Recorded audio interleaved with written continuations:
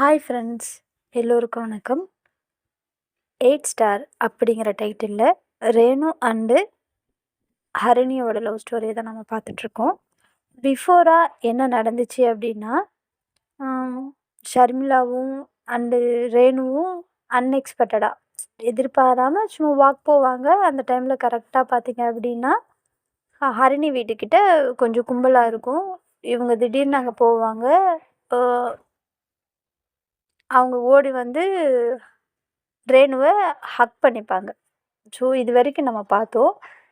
இதுக்கப்புறம் என்ன நடந்துச்சு அப்படிங்கிறது தான் இந்த ஸ்டோரியில் பார்க்க போகிறோம். ஆக்சுவலாக அங்கே என்ன நடந்துச்சு அப்படின்னா, ஹரிணிக்கு ஒரு வீக்னஸ் பாயிண்ட் இருக்குது. அது என்னென்னா, அவங்களுக்கு ஸ்னேக் அப்படின்னா பயங்கர பயம். அந்த பேரை கேட்டாலே சும்மா நடுங்குவாங்க. யாராவது அந்த பேர் சொன்னாலே அப்படியே அந்த காது 2 அப்படியே பொத்திக்கிட்டு, அந்த பேரை சொல்லாத ப்ளீஸ், முதல்ல இங்கேருந்து போ. அந்த அளவுக்கு அவங்களுக்கு கோவம் வரும், பயம் வரும். உள்ளுக்குள்ளே அந்த படபடப்பெல்லாம் அவங்களுக்கு ஆட்டோமேட்டிக்காக வரும் அந்த பேரை கேட்டாலே. இந்த வீக்னஸ் அவங்களுக்கு இருக்குது. அன்னைக்கு அவங்க ஃபேமிலியோட பேசிகிட்டு இருக்கும்போது பார்த்திங்கன்னா, வெளியில் அவங்க வீட்டுக்கு வெளியில் கார்டன் சைடில் உட்காந்து பேசிகிட்டு இருக்கும்போது, சின்னதாக குட்டி தான், அது கிராஸ் ஆகிருக்கும். அது இவங்க உட்காந்து சும்மா அப்படி நின்று பேசிட்டு உட்காந்துட்டு பேசிகிட்டு இருந்திருப்பாங்க. அது பக்கத்தில் அது போயிருக்கும். ஹரிணிக்கு ஒரு தம்பி இருக்கான்னு சொன்னேன் இல்லையா, சாரி, அவங்க வந்து அதை பார்த்துட்டு ஹை அதோ அக்கா ஸ்னேக் அப்படின்னு சொல்லிடுவான். அவ்வளோதான். அந்த பேரை கேட்டதுமே அவங்களுக்கு அவ்வளோ பயம் இருக்கும்போது அதை வேற அவங்க பார்த்துருவாங்க. பார்த்ததும் ஒரே கத்து. அங்கே இருக்கிறவங்க அந்த பக்கத்தில் இருக்கிற நியர்பையில் இருக்கிறவங்க எல்லாரும் ஓடி வந்துடுவாங்க. எல்லாரும் ஓடி வந்துட்டு என்னாச்சு என்னாச்சுன்னு அந்த மாதிரி கேட்டுருப்பாங்க. இங்கே எல்லாரும் வேடிக்கை பார்த்துட்ருப்பாங்க. ஹரிணியோட அம்மா பார்த்தீங்க அப்படின்னா, அது ஒன்றும் இல்லை, சின்ன ஸ்னேக் தாண்டி, அதுக்கு ஏன் பயப்படுற, அது ஒன்றும் இல்லை, அது போயிடுச்சு பாரு, அது போயிடுச்சு பாரு அப்படின்னு சொல்கிறாங்க. ஆனால் அவங்க வந்து பார்த்திங்கன்னா கண்ணை 2 நல்லா இறுக்கமாக மூடிட்டு அவங்களோட ரெண்டு கையும் அவங்க காதில் வச்சு அப்படியே அந்த பயத்தில் ஒரு நடுக்கம், ஒரு பதட்டம், அந்த மாதிரி ஒரு சுச்சுவேஷனில் கண்ணை 2 மூடிக்கிட்டு கை 2 காதில் வச்சு அடைச்சிக்கிட்டு கத்திக்கிட்டு அழுதுகிட்டு இருப்பாங்க. கண்லேருந்து தண்ணி வந்துட்டு இருக்கும் அந்த பயத்தில்.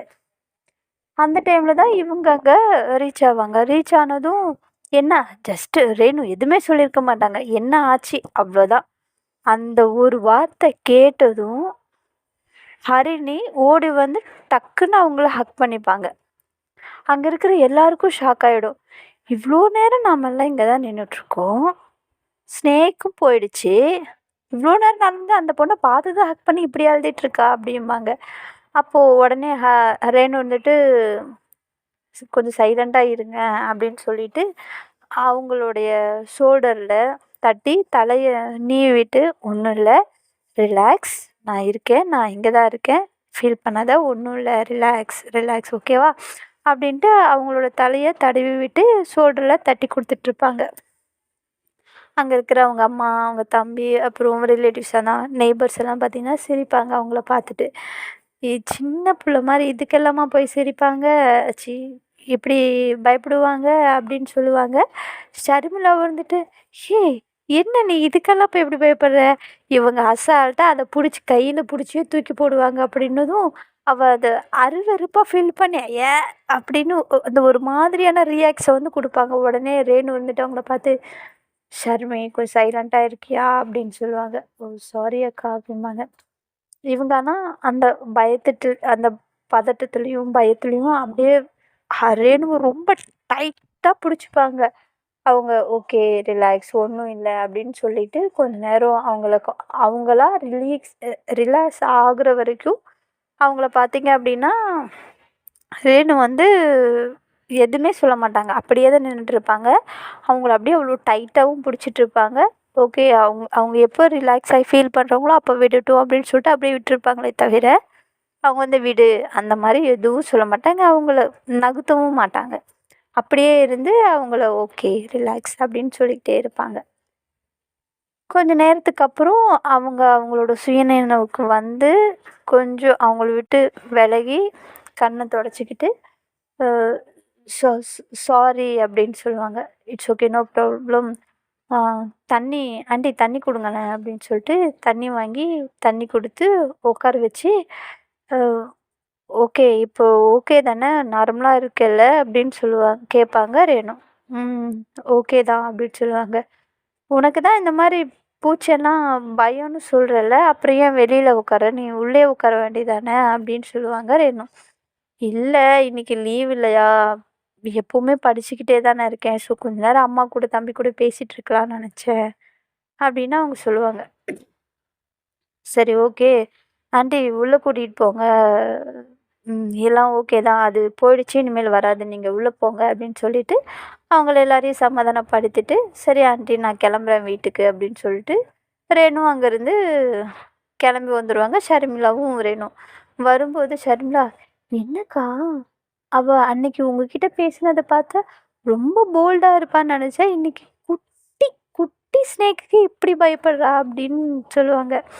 உடனே ரேணு வந்துட்டு, இங்கே பாரு, பார்க்கறதுக்கு நிறைய பேர் தைரியமாக இருக்கலாம், ஆனால் அதுக்காக எல்லா விஷயத்துலையும் எல்லோரும் தைரியமாக இருப்பாங்கன்னு அர்த்தம் கிடையாது. எல்லாருக்கும் சில வீக்னஸ் இருக்க தானே செய்யும்.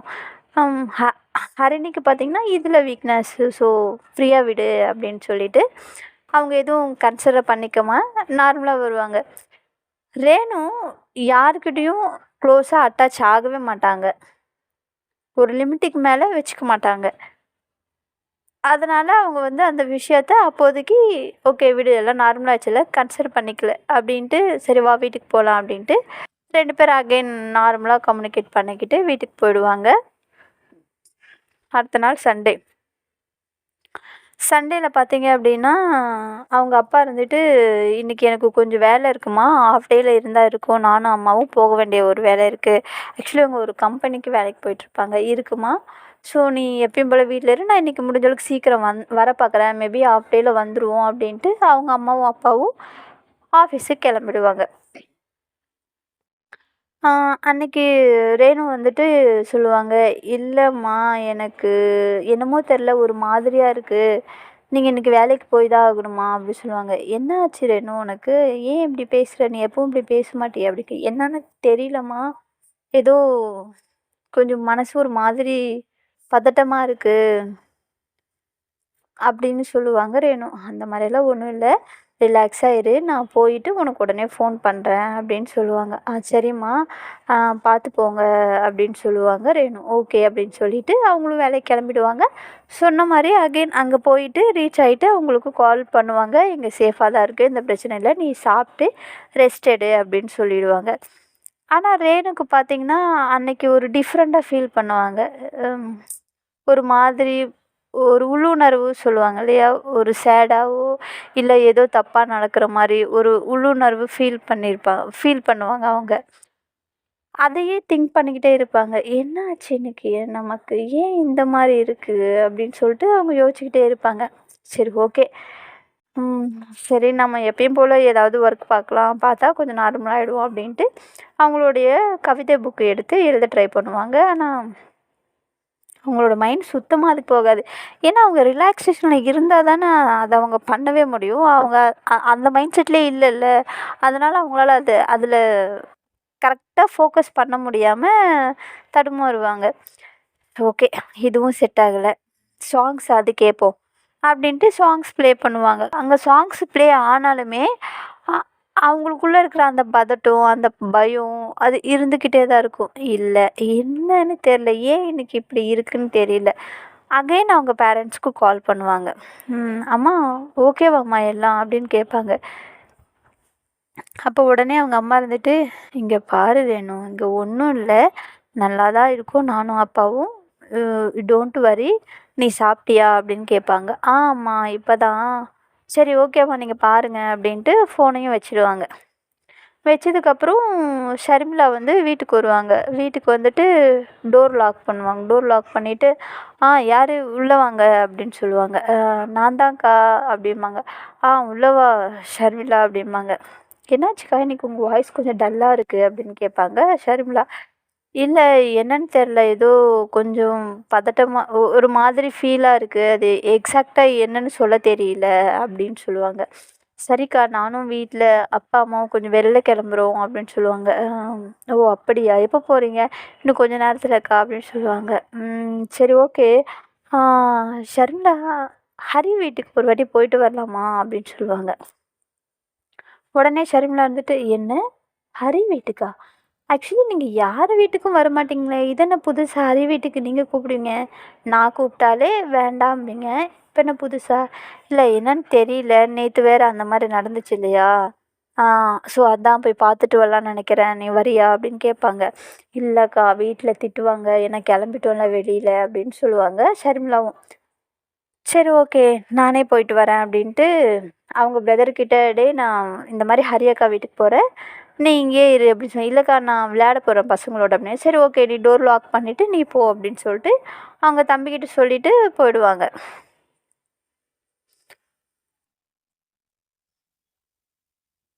அவங்க தம்பிக்கிட்ட சொல்லிட்டு பார்த்தீங்க அப்படின்னா நடந்து போயிட்டுருப்பாங்க.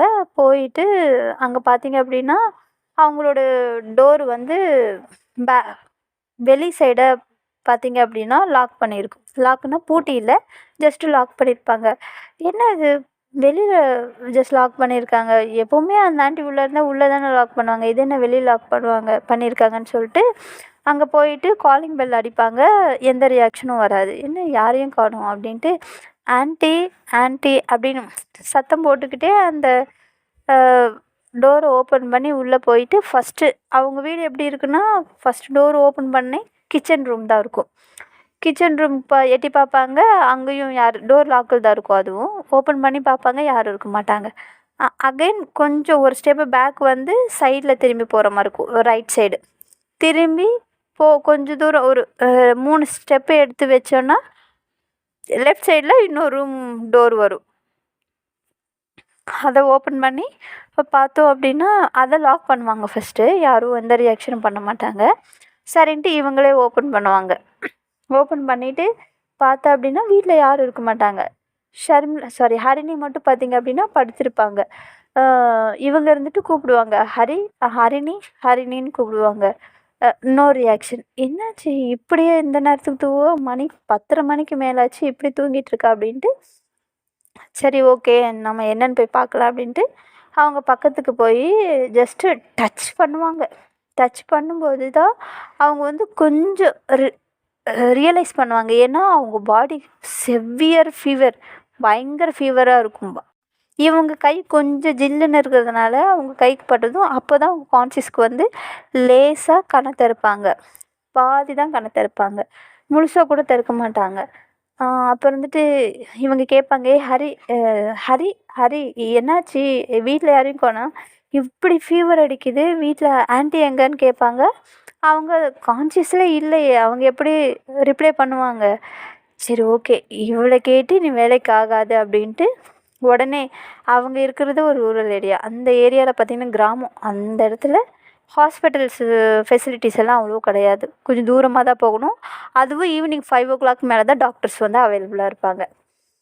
இவங்க உடனே என்ன பண்ணுவாங்க, உடனே கிச்சன் ரூம்க்கு ஓடி போய் ஒரு பவுலில் வாட்டர் எடுத்துகிட்டு ஒரு டவல் மாதிரி கர்ச்சீஃப் கொஞ்சம் டவல் ஒன்று எடுத்துகிட்டு வந்து அந்த தண்ணியில் அதை புல் பண்ணி அந்த ஈரத்தை அவங்க நெத்தியில் அவங்க உடம்பு ஃபுல்லாகவே, ஏன்னா ஹெவி ஃபீவராக இருக்கும். அந்த ஃபீவர் அப்படியே விட்டோன்னா, நார்மலாகவே ஒரு பர்சனுக்கு ஹெவி ஃபீவர் ஆச்சு அப்படின்னா அதை அப்படியே விடக்கூடாது, அவங்களுக்கு ஃபிக்ஸ் வந்துடும். உடனே இவங்க என்ன பண்ணுவாங்கன்னா அந்த அந்த டவலை தண்ணியை லிப் பண்ணி ஃபுல்லாக ஃபுல் பண்ணி ஃபுல்லாக அவங்களோட ஹீட்டை வந்து ஃபஸ்ட்டு குறைப்பாங்க. தலையில் வைக்கிறது, பாடி ஃபுல்லாக தொடச்சி விட்றது, கையை தொடச்சி விட்றது, இந்த மாதிரி ஃபுல்லாக வச்சு அவங்க மெயினாக பார்த்திங்க அப்படின்னா அவங்க நெத்தியில் தான் அதை யூஸ் பண்ணுவாங்களே.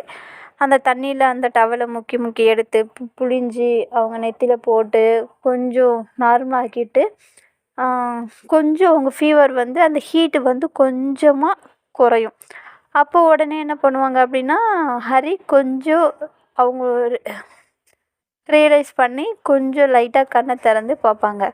கான்சியஸ்க்கு அப்போ தான் வருவாங்க. அப்போ இருந்துட்டு ரேணு நீ எப்போ வந்த அப்படின்னு கேட்பாங்க. நானா, நான் வந்து ரொம்ப நேரம் ஆச்சு, ஏதாவது காலைலேருந்து சாப்பிட்டியா அப்படின்னு கேட்பாங்க. இல்லை எதுவும் சாப்பிடல. ஆமா, எங்க ஆன்டி எங்க? அப்படின்னு கேட்பாங்க. ஆ ஆக்சுவலி எங்களோட ரிலேட்டிவ் ஒருத்தவங்க இறந்துட்டாங்க. அதனால அம்மா இயர்லி மார்னிங்கே அங்கே போயிட்டாங்க அப்படின்னு சொல்லுவாங்க ரேணு. அந்த ஃபீவர் அந்த மயக்கத்தில் அப்படி பேசுவாங்க அவங்க. சரி ஓகே, நீ எந்திரி ஃபஸ்ட்டு ப்ரஷ் பண்ணு, நான் உனக்கு ஏதாவது சாப்பிட செஞ்சு தரேன் அப்படின்ட்டு கிச்சன் ரூமுக்கு போவாங்க. பெருசாக அங்கே எதுவும் இருக்காது. ஏன்னா அவங்க அம்மாலாம் இயர்லி மார்னிங்கே போயிடுவாங்க இல்லையா? பார்ப்பாங்க.